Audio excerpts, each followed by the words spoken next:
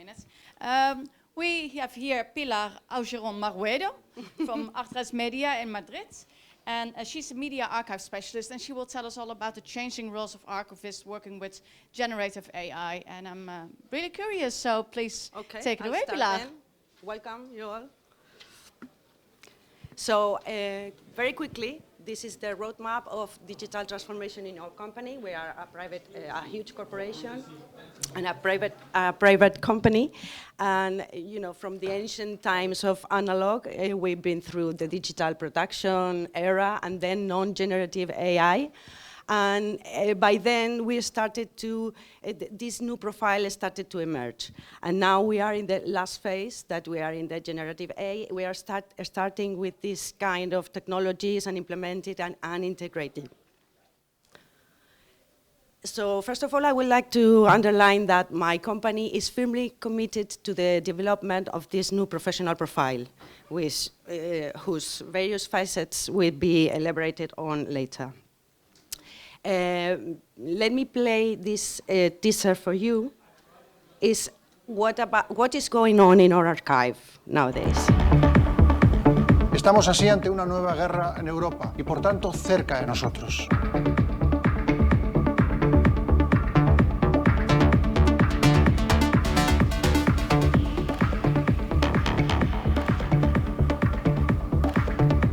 From ATRESMEDIA. Congratulations, Eugenio.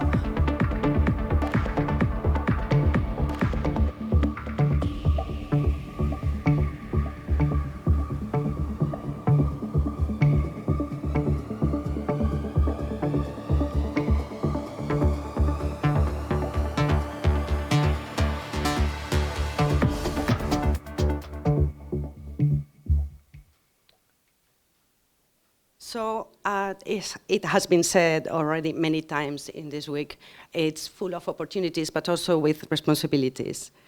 So how do we define the role of a professional in a world where machines are learning to do what we once considered human tasks? Everything in the past, everything relied on the human expertise, and now we are trying all this technology, evolving technology, like a tool and more like a partner. Very quickly, this is the first transition to automation. In the left side of the screen, you should see the blue text is all speech, the speech-to-text is machine-generated, and on the right hand, you can see the human-supervised text. The difference is that we add the type of shot, in this case is a declaration of our president, and you add the name and the position held. So we leave the original text, the speech to text, and also we added another tab with the text validated by the documentalist. You can search by both if you want. Here is our facial recognition. As you can see, the interface is a bit different that it's been shown in the previous video. This is our web application. The other one was the desktop application. In this case, you can see that you can use an image, an external source, for the query. The fields are empty, and you use an external source. This is Microsoft Bing. You drag and drop a picture, and you can find this face in your catalog, the one with the green square. These are some figures, and I don't want to you to get bored. And in segmentation, we have 70,000 hours, subtitle synchronization, reference biometrical patterns. This is a kind of short data set that you cross with your big catalog in order to obtain more accurate results. And we have cataloged automatically 350,000 stills. So now we are experimenting with this. This is the new tool. We haven't integrated yet in our application, but the speech-to-text, you see that is in blue. We summarize it, and this is used by nowadays by the documentalist of the politics area. We're also experimenting with the automatic image description. As you see, it's describing, this is a panning, this is a sequence of the grocery store, and it's very accurate descripted. I don't think that you can read it, but it's describing all the types of, the kinds of fruits, avocado, lemon, mango. And this is also the other things that we are, it's also a proof of concept, but in the next months we'll be integrating this solution in our application. So it says a group of people standing around a fire in the street.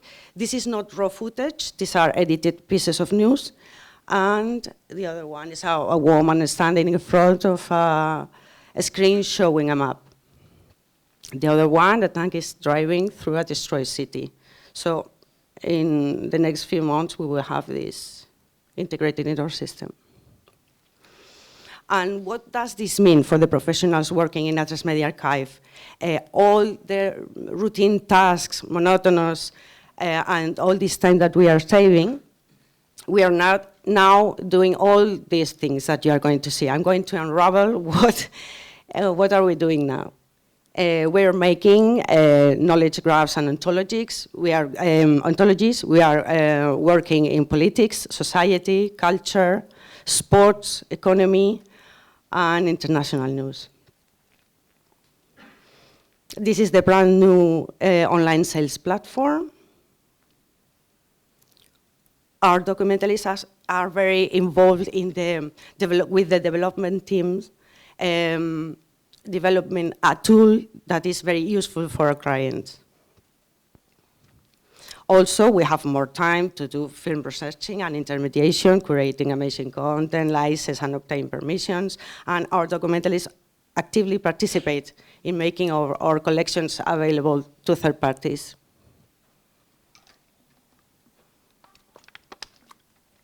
This is a screenshot of our application, and as you can see, our documentalists go out, it's like a production task, but we select the location, we go out with the camera crew, and we are showing different actings, probably a man fainting because it's ill.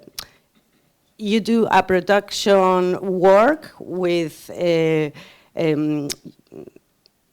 identify which footage is needed in our archive, and they propose the themes that you need to record.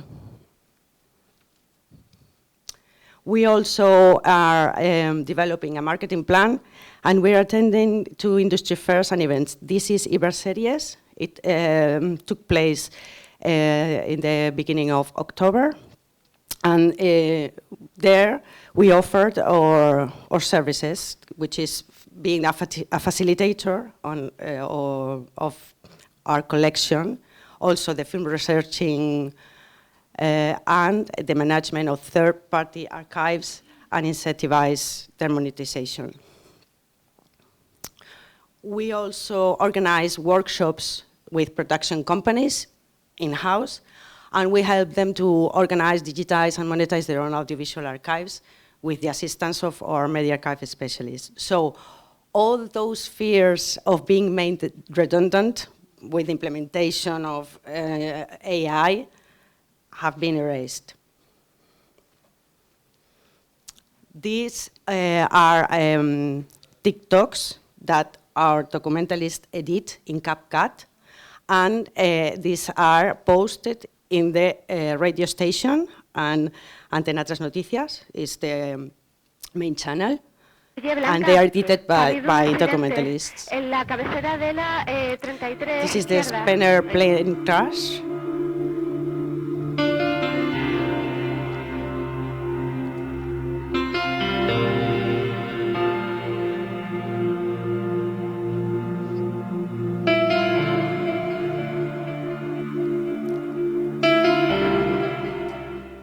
Condolencia, mi solidaridad con las víctimas y con las familias de este terrible accidente que hemos sufrido hoy en Madrid.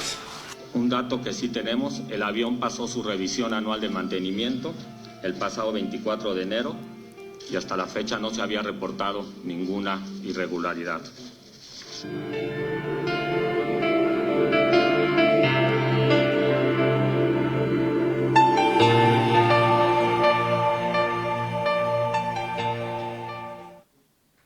We edit more than 700 per year, and we have done 2,000 so far. The other one is similar. Pedro Sánchez está impulsando en África la llamada migración circular, es decir, contratar migrantes en origen para que trabajen temporalmente aquí en España y después regresen a sus países. No es algo nuevo, este programa lleva años en marcha con cifras todavía muy discretas. Lo que ha hecho ahora el gobierno es sumar a Mauritania y a Gambia. Nicolás Maduro elige la línea dura, remodela su gobierno y por si había dudas va a rodearse de viejos conocidos del chavismo. Maduro recupera al controvertido Diosdado Cabello y refuerza a Delcy Rodríguez, su número 2, que ahora asumirá además el Ministerio del Petróleo. Muy polémico el taller de Granollers, donde se enseña a los vecinos a lanzar cócteles molotov contra un policía de trapo. Estos incluyen las fiestas de esta localidad, pero el ayuntamiento se desentiende. Esta es la nueva tendencia, ligar en el supermercado. Si queremos encontrar pareja, atención, tenemos que coger una piña, meterla en el carro al revés y chocarlo con quien nos guste. En las redes sociales hay instrucciones y horarios de cómo hacerlo. So this is a biographical profile made, also edited by documentalists. And here also I would like to underline that they also do the copywriting and the hashtags. So, and they publish in their website and also on TikTok. Just,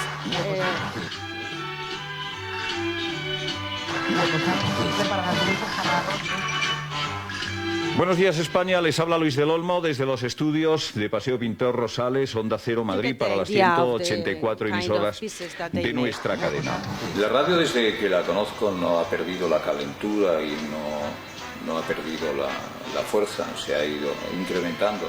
Y eso es bueno, la libertad de expresión por la que luchamos y por la que combatimos todos los medios. Hay esos años 70, quizá es cuando yo me adueño de un micrófono llamado protagonista. Pero a mí la radio me lo ha dado todo. Pues si es que en la radio está todo, en la radio está el mundo del deporte, del espectáculo, de la cultura, de las entrevistas, de los personajes, de lo que vives en la calle. Eso es la radio, o eso es lo que pretendo yo con protagonistas. Y no hay otro medio que tenga esa magia de la radio.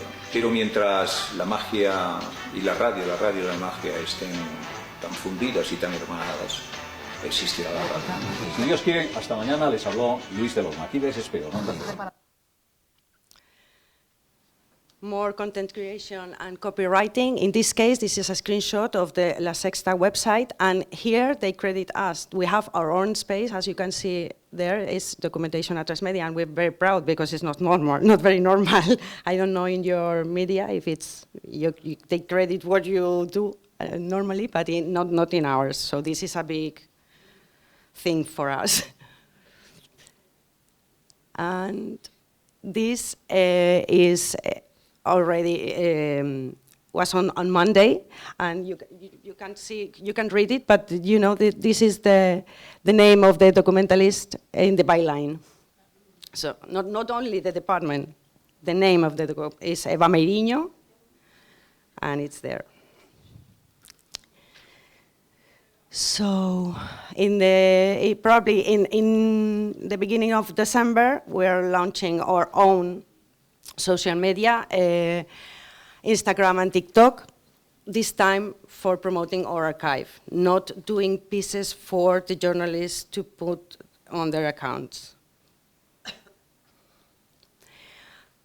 We have also partnered with the National Library, and this was also a proof of concept for facial recognition. The dataset in this case were actresses and actors from the 1920s.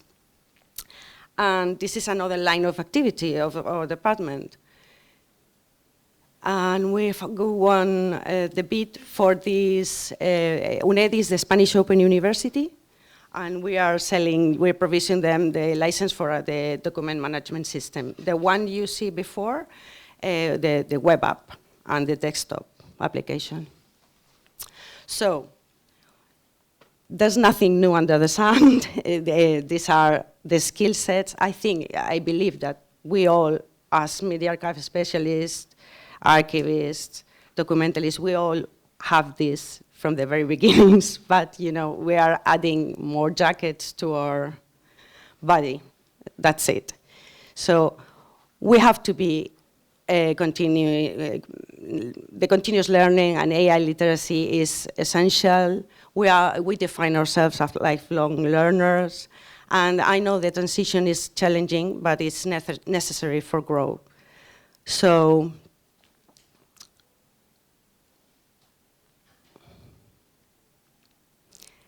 we believe that there is a place for the traditional media archive specialist in this new age-driven world, absolutely. Human expertise is still irreplaceable, especially in areas like curation, ethical oversight, and creative decision-making.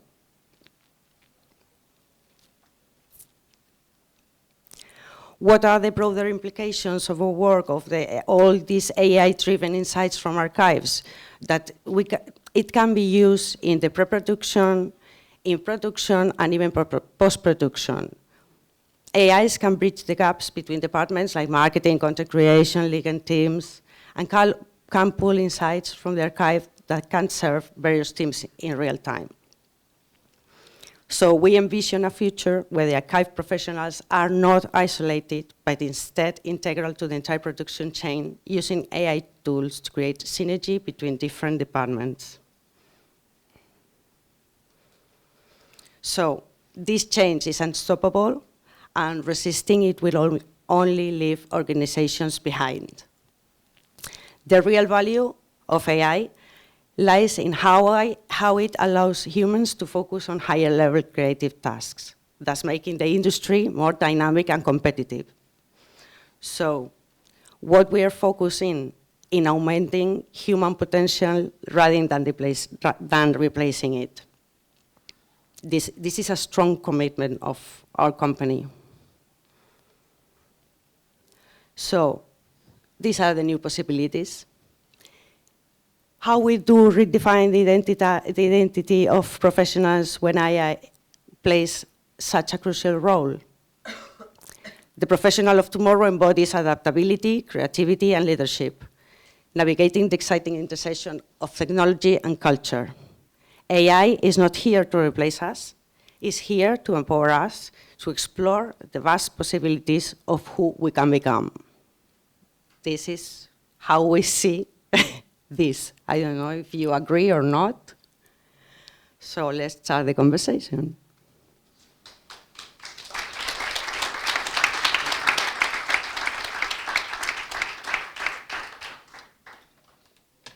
Thank you, Pilar, for this presentation about this highly relevant subject. And I think lots of people have discussions over this subject during this conference. So very good that you presented it. And I see there's already one more question. So I'll give you the... Come on, Inigo. Yes. Well, I saw this thing about the facial recognition. I guess that tool is only available for you inside the team, or is available for anyone via... No, it's only closed. It's not for the purpose of surveillance. It's always on public duties, you know. It's not only for the purpose of cataloging. It's because in our case it has been formally forbidden. They told us not to use ever so far facial recognition. It's a sensitive issue, we all know, but you know, we are with our legal team, they are always very strict, and we explain them that we only use these images only for the purpose of cataloging. It's an aid for cataloging, just it. And not the people in the private lives, no. It's always in the public duty, presenters, contributors, and that's how we cope with this critical issue. A layer to be added to our role is data protection. Yes, I know. I know. So more questions, I see. Here you are. Hello. What do you think it will be the role of the young documentalists, the one that's in college now, and when they enter in the archive, what will be its roles? Because they work, they don't have the knowledge yet to be expert to judge the AI tools. So what do you think they will do? The core of our activity is the same. Is selection, cataloging, and searching. And then you have a lot of tools that you have to learn and you have to be literate to use. But the core itself is the same. I think this won't change, not in the very near future. So this, as far as I'm concerned, schools teach it.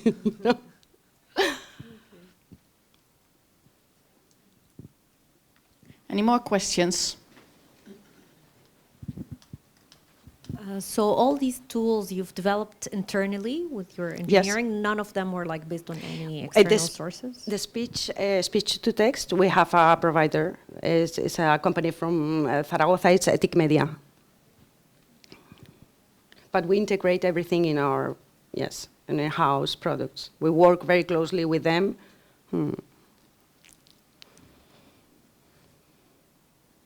I have a question.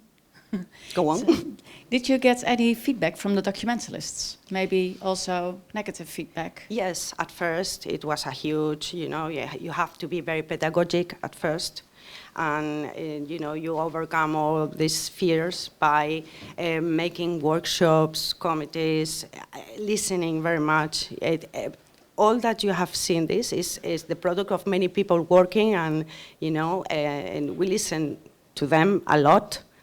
And, it's not, you have to be very generous with them and be very calm and step by step.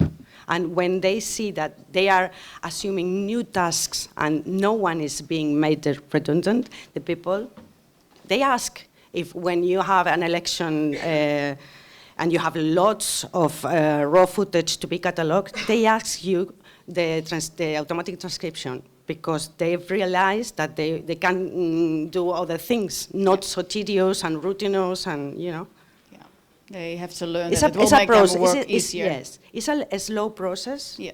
You have everybody on board? Yeah. Very good. Yeah. And we are incorporating new people. Yeah. Okay. There's a lot of work to be done, a lot of new lines of activity to monetize, because I'm not a public company, I'm a private broadcasting company, and money makes the world go round. So they want to, they want more to earn work. money. Yes, and the number and the efficiency, and yes, it's true. I'm sorry, but it is like that. Yeah. So. Yeah. And I think what people might not realize beforehand is that it will make their work more rich and more exciting. You can be centered on other kind of touch, the deontologist, for example. You can think, you can elaborate, you're not be cataloging. Yeah. And refining the algorithms is another new task. We have a problem with the Wheel of Fortune, because the algorithm get lost when there is a musical symbol in the subtitles and the people is singing in the background.